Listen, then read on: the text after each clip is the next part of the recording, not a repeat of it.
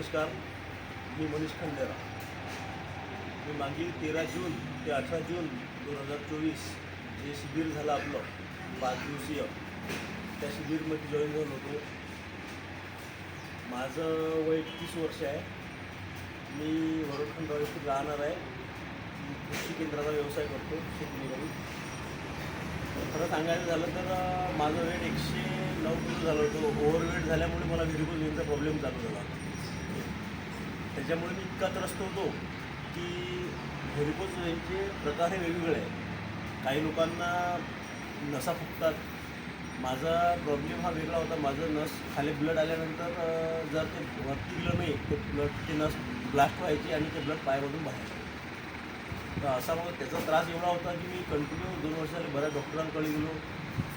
बरेच हे केलं, थेरपीज केल्या. बाकी मग प्रत्येक डॉक्टर लोकांचं एकच म्हणणं की तुम्ही ऑपरेशन करून घ्या. आणि पेशंटची रिव्ह्यू घेतली. पेशंटचं म्हणणं की तुम्ही ऑपरेशन केल्यानंतरही परत तुम्हाला असं होईल. मी जवळपास 2 ते 2.5 लाख रुपये खर्च करूनसुद्धा प्रॉपरली इलाज माझा कुठलाच झाला नव्हता. त्यानंतर मी बेल्ट घालायचो पायात. पूर्ण पायात मी एक बेल्ट घालायचो. मला 15 ते 20 मिनिट बेल्ट घालायला लागायचे. मी 3,000 रुपये किमतीचे बेल्ट 1 महिन्यामध्ये वापरायचो. विषय महत्त्व पैशाला नाही आहे, पण पैसे खर्च करूनसुद्धा मला त्याला जो त्रास आहे तो त्रास कमी नव्हता.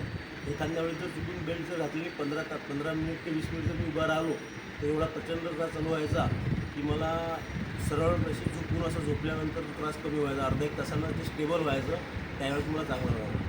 कधी कधी मी एवढा खचून जायचो की एवढं वय कमी असताना सुद्धा मला असं वाटायचं की बाबा खरंच हे एवढं त्रास घेऊन जगायला परवडत नाही.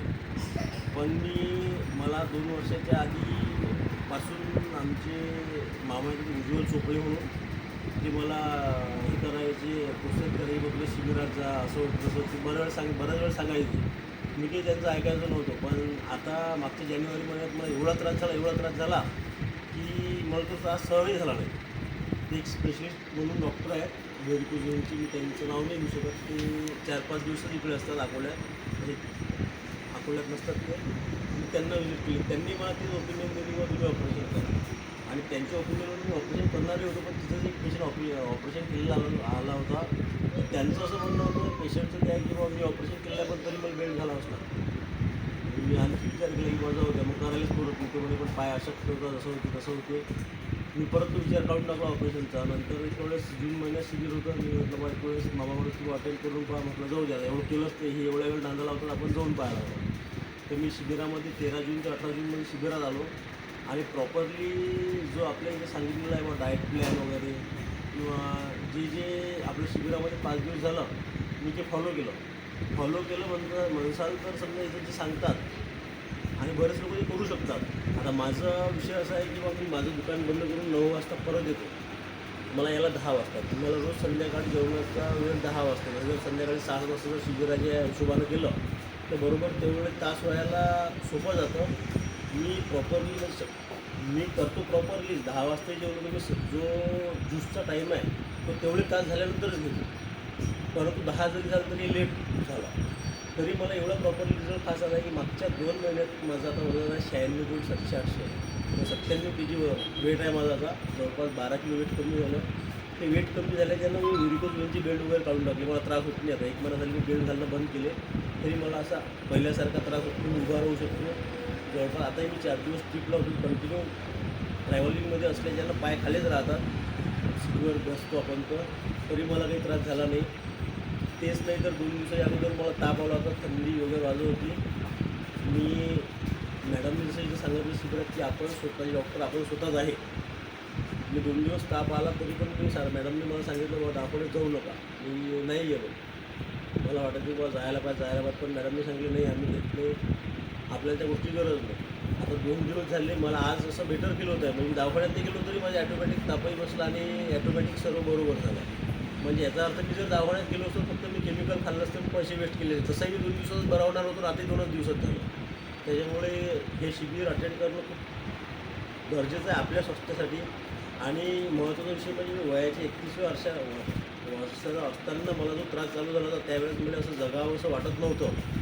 ज्या दिवशी मी फर्स्ट टाईम शिबिरात आलो त्या दिवशी मी 60च्या वरचे बरेच लोक पाहिले की त्यांना जगण्याची खूप इच्छा आहे.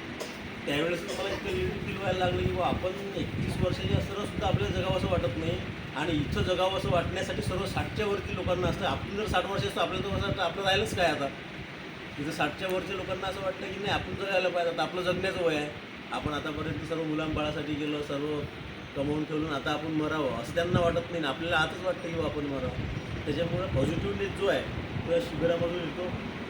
आणि जे तपसेवा सुमिरन आहे, तप कसा करायचा, सेवा कशी करायची ते सर्व माणसाला समजतं. म्हणजे आपण या जीवनात आलो जगण्यासाठी आलो की खाण्यासाठी आलो या जगण्यात सेवा करण्यासाठी आलो हे समजतं आपल्याला. त्यामुळे तपसेवा सुमिरन शिबिर मला जे लाभलं किंवा माझं काहीतरी भाग्य म्हणावं लागेल की मी इथपर्यंत पोहोचलो. कारण इथपर्यंत पोहोचण्यासाठी भाग्यच लागतं. 2 वर्षात मी इथं पोहोचू शकलो नाही, आता पोहोचलो. त्याबद्दल मी ईश्वराचे आभार मानतो. व मॅडम आणि सर जे सेवा करत आहेत शिबिरमध्ये, काळे मॅडम आणि काळे सर, ते त्यांच्या हातून अशी सेवा घडत राहो आणि सर्वांना आरोग्य लाभो अशी ईश्वरची मी प्रार्थना करतो. आणि मी माझी 2 शब्द सांगतो.